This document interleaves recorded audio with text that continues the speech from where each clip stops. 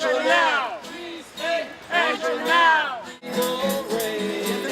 I'd just like to say that it's really pitiful how workplace bullying is taking place all over the country. The working people are trying to say we've had enough of this bullying. It's not just at the post office. You can look at how Wells Fargo just in and out of the news, the city workers. It's all through the countryside now, okay?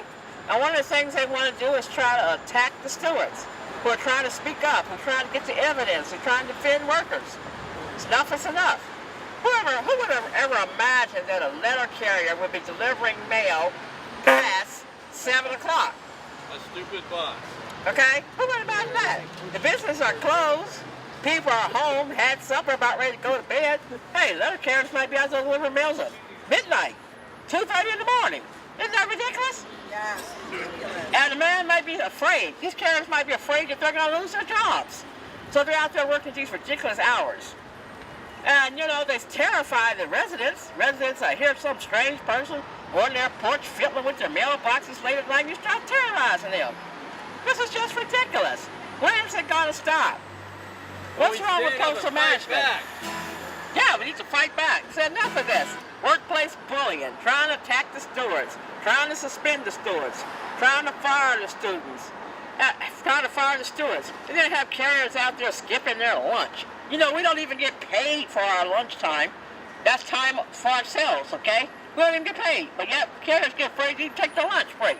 They become afraid that they might fall behind, might be afraid and accused of slacking off. This has got to stop. It's time for working people say, enough.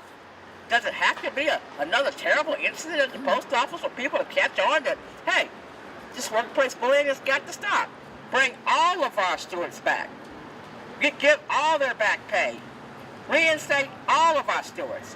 We want workplace bullying to stop. Now! Hey, Angela! Reinstate Angela!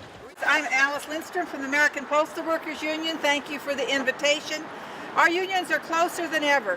For people who do not know, the American Postal Workers Union represents postal clerks, postal maintenance workers, and postal motor vehicle drivers, and the postal support services.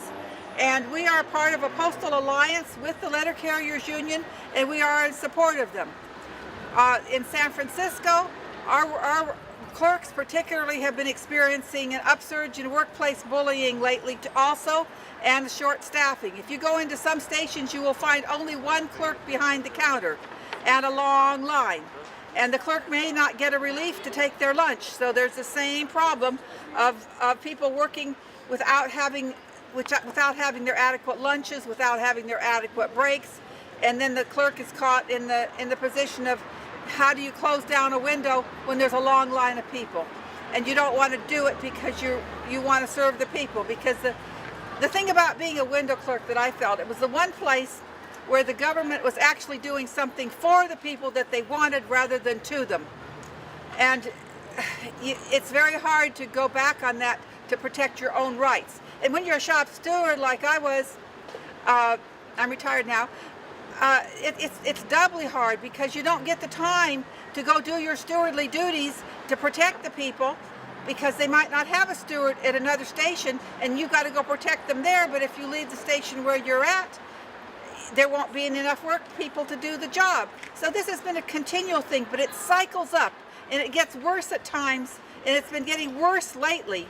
And our union has been concerned about this also. And so we're, standing in solidarity with the Letter Carriers Union to try and stand up against this terrible kind of workplace bullying. And, we also need to be talking to Jackie Spear, because she's one of our representatives, as well as Nancy Pelosi. And she is supportive of the post office on a lot of things, but she really, and the unions too, but, and particularly postal banking, which is something which would be a step forward so that the post office can provide services to people who are not getting them from the criminal banks. But this, we don't know how this can go forward now. We hope it can go forward. The other problem with the post office is that the people who were on the Board of Governors and the current nominees, which we hope don't get confirmed, are people who want to destroy the post office and are representatives of the privatizers. We need people on the Board of Governors who really want to preserve the Postal Service. There's so many aspects to this many-pronged attack to privatize the post office. And I think that bullying the workers so you don't get enough workers and the workers can't do the job is one step to try and make the people angry so that they are willing to privatize the post office and attack the unions. And I think it's very important that we get our word out so that, you know, that everybody knows that what the source of this is. So solidarity, and thank you, Angela, for all you're doing and what's been going on with you. Hi everybody, thank you so much for coming and showing support for our sister Angela. And we are out here because the Postal Service abuses their workers. That is without a doubt. Just recently our carriers have been out and delivering mail until 2:30 in the morning. That is not acceptable. They continue the delivery of the mail because they are afraid they are going to lose their jobs. This is ridiculous. Management needs to smarten up. They need to treat their workers well. And we are going to protest it until they stop. Angela is one of our stewards. She's an active steward. She has worked hard to defend her members, and because of that, they have put her out. They are now trying to terminate her, and it is because of her union activity. No other reason. So again, we are here, and we're going to voice our complaints. We're going to let everybody know about this, and we are going to force the Postal Service to treat their workers well. Reinstate Angela! Reinstate Angela! Reinstate Angela! Everybody deserves human rights, whether they're on the street, and a lot of people are being beaten on the streets these days, or whether they're working in a workplace. So we're here to let people know that the post office managers are not going to get away with bullying and terrorizing the workers there. They're trying to turn the post office into Amazon, where people have no protection. I mean, at the Labor Council on Monday, somebody said a postal worker was pounding their door at 10:45 p.m. at night. That is outrageous. People need to work during the day, and they should hire more people to deliver packages if they have more packages. So we're going to have different speakers and build solidarity, and people are going to be talking about why we have to stick together. We have to back up Angela. And also we're going to talk about the epidemic of workplace bullying in this country, because it's not just at the post office. It's at City Hall, it's at many public and private facilities. Workers speak out and they're fired. And at this building right here, the federal building in San Francisco, there's a brother there, Daryl Whitman, who's a lawyer. He was working with OSHA, and he said that postal workers went to him to raise complaints they were retaliated against for complaining about health and safety. He was unable to help him because his bosses told him not to investigate the complaints. So what does that tell you? When OSHA, which is set up to supposedly protect workers who complain about health and safety, when lawyers and investigators, the whistleblower protection program, speak up, they themselves are fired, I think we got a serious problem in this country. And that's what we're really talking about here today. Every week I was harassed. I was followed my last 6 weeks on the job. Somebody followed me at least once a week, trying to make me do something that they wanted to do rather than me do what I wanted to do, which was stand up for workers' rights. But I retired, I got a pension, I got good health care, I got good benefits. These are the things they're taking away from people today. They don't have pensions, they don't have health care, they've got high co-pays, they've got rotten bosses. And we're here to tell you that when we stick together, they can't win. And when we do, we win. Thank you. Across the USA, those corporate union busters don't use tanks and guns, it's true. They declared a war on us, fight back, it's up to you, cause it's a war on the workers. It's a war on the workers. It's a war on the workers. It's a war on the workers. It's a war on the workers. It's a war on the workers. It's a war on the workers. It's time we started calling the shots. Union jobs ain't what they used to be. We had a contract, and all it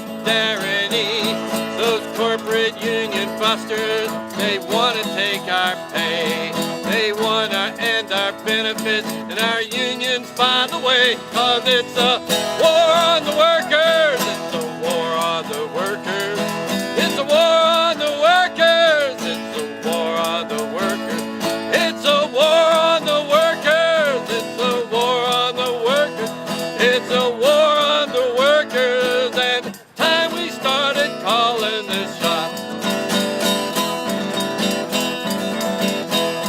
They can lock us out, they can lock us up, we will not give in. No more crimes, no compromise, you gotta battle till they win. And when they raise your copain, it's a war on the workers, take your benefits away. It's a war on the workers. When they say cooperation, it's a war on the workers. And privatization, it's a war on the workers. It's a war on the workers, it's a war. The TTP is a war. The NAFTA is a war. Taking the benefits away is a war. Union busting is a war.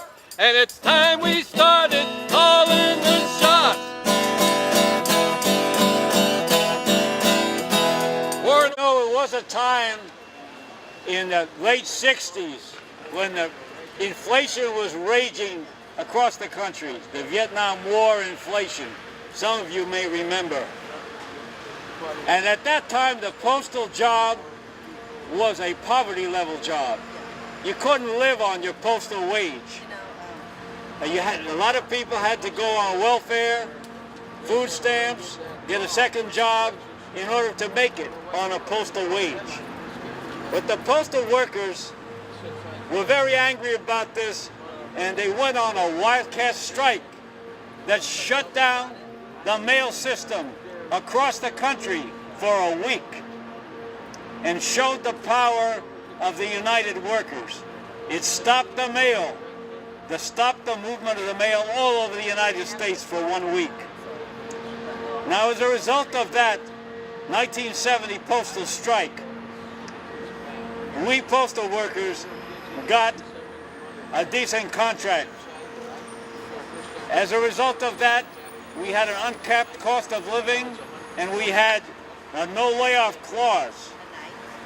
And what it meant was the postal work became a living job. You could support your family on it. And ever since that time, the Postal Service has been scheming to try to take back what they were forced to give to the letter carriers and the postal workers back in 1971. And as a result of that, they've had speed-up schemes, privatization schemes of various kinds. They tried to eliminate Saturday delivery. Now they're trying to eliminate door-to-door delivery. They're trying to eliminate the letter carrier coming to your door to deliver the mail. And the workplace bullying is part and parcel of this attempt to bust the unions and to reduce the wages, conditions, and benefits of the people who are doing postal work. You know, the United States Postal Service is the largest unionized employer in the United States. The second largest. I mean, the largest unionized employer, but the largest employer is Walmart. And what the Postal Service management would love to do is to reduce postal worker wages to Walmart wages. And to reduce, all right, whatever it is, they're trying to reduce it. And so the fight to save Angela is part and parcel of the fight to save the unions, which is the only thing that stands between letter carriers and postal workers and the kind of privatization and destruction of living standards that Steve was just talking about. 1, 2, 3, 4. Well, Angela stood with workers against the wrongs he saw, but the bosses kept on pulling to undermine us all. Stop the bullying! Stop the bullying! Stop the bullying! Stop the bullying! Stop the bullying! Stop the bullying! Stop the bullying! We'll make the bosses well stop the bullying. We must stop the bullying. And we all stick together. Stop the bullying. Stop the bullying. Well, the workers got together and we took a stand. 'Cause when we stick together, the boss doesn't have a chance. Stop the bullying. Stop the bullying. Stop the bullying. Stop the bullying. Royal Oak, Michigan. Let's remember the brothers and sisters who've been killed in the post office because of bullying and harassment. And the postmaster, they know about it. The managers of the post office know what's going on. They've been told about it. They've been asked, please train your people not to bully and harass people. But apparently their idea of training people is to organize them to bully people. That's their idea of training, because it's going on. And the people that are doing this are really criminals because they're terrorizing workers. They're terrorizing them, and many workers have stress problems, they have health and safety problems, and when you're working 15 hours a day, every day of the week, and you have no real protection because your shop steward has been fired, like they fired Angela, what does that mean? That means there's nobody to talk to, nobody to support you. That's a terrible thing when you have no one to back you up, no one to support you. So we have to build a movement in this country to support working people, to stop this bullying, and we're going to make sure that Angela is brought back to work immediately. You know, we're going to say, come back to work, Angela, we're bringing you back. That's right, we're going to bring you back to work. And we're going to make this an issue to Nancy Pelosi and these politicians who say they represent us. I mean, this issue of bullying in San Francisco has been brought up before. In fact, a judge issued a document saying that there's a systemic bullying atmosphere in this post office. And so it continues. So apparently they haven't learned from the decision of the judge. They're continuing the bullying. So we're going to make this a public issue. It's a public health issue. It's an issue that all people need to stand up against, because it's a public health issue for all working people to have a decent life, not to be harassed and bullied. And we got one big bully now, President-elect Trump, who's trying to bully women, he's trying to bully blacks, he's trying to bully Muslims, and he's going to definitely bully the trade unions. He would like to eliminate trade unions and have a union-free environment where people can stand up for themselves or stand up for others if they're without a union. So we're going to fight that, and we are going to stand with Angela. So, Angela, reinstate Angela. Reinstate Angela. Reinstate Angela. Reinstate Angela. Reinstate Angela. My name's Richard, so I'm a custodian at 180 Napoleon Street, and I'm here to support Angela, and what's turning out to be the wrongful attempt at at the termination of her fight duties. I've known Angela for years. I worked with her at 180 when she served, and worked at there up to a couple of years ago, and this is just basically a sign of the times. I mean, they're just tightening the screws on all the workers, and we really need to have people like Angela serving to protect the people that are just being grossly overworked and underpaid. I have never been in a job where there's such a high turnover rate, and the thing is, we have to do what we can to retain people like Angela, who's been able to to put her own job on the line at times to actually save people. I need to start talking about. I see a lot of rampant bullyism that happen. I always try to talk and usher in the new employees when they get hired to reach out to their union officials, because usually that doesn't seem to be part of their training. And sometimes I don't talk to new employees until they've been employed for like 3 or 4 months, and they're like, "What? There's a union?" And you're like, "Oh, really?" Not saying that it's not a reflection, on the union itself. It's just that that they just seem to lack lack the skills. And there's something else I actually like to point to point out. It's not just that there's lack of training and lack of knowledge of the existence of the union and some of the higher employees, but because of the lack of training that they have. Where I work, there happens to be this practice where they actually hang up all these these pictures of these horrific accidents that occur all throughout the state of California. And to me, this doesn't really seem as like a safety measure that they take. It almost seems like sort of like a shock and awe sort of thing, where you're first. I mean, because the employees are not as trained as good as they used to be before they go out on the field, and then they have to. Then they get to. Then they're going to be They're going to be felt confident when they actually see these pictures when they go out. I mean, there's just so much mismanagement, and there's just of the employees that we just really have to do what we can to make sure that Angela doesn't lose her job, because she's one of the few shining beacons of sanity that could actually compel management to understand that we only have to have properly trained employees, but we also have to maintain a good level of leadership within our own within the union ranks, in order to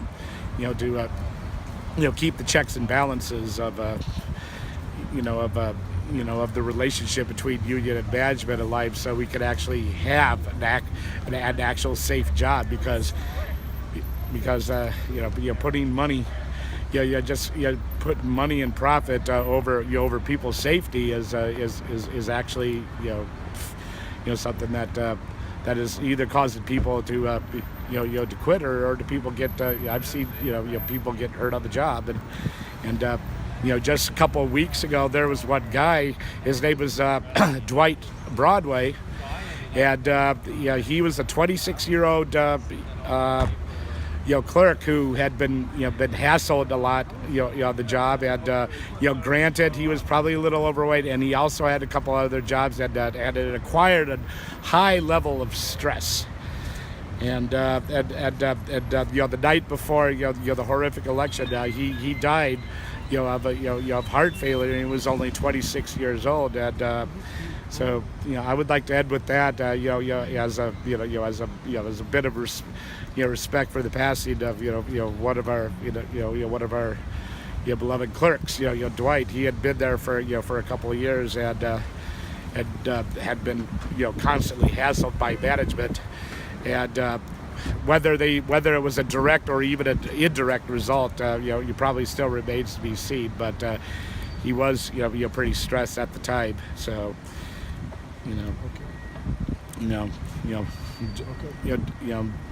please save Angela's job, and Dwight Broadway, rest in power, please. For workers' rights, and together we'll unite.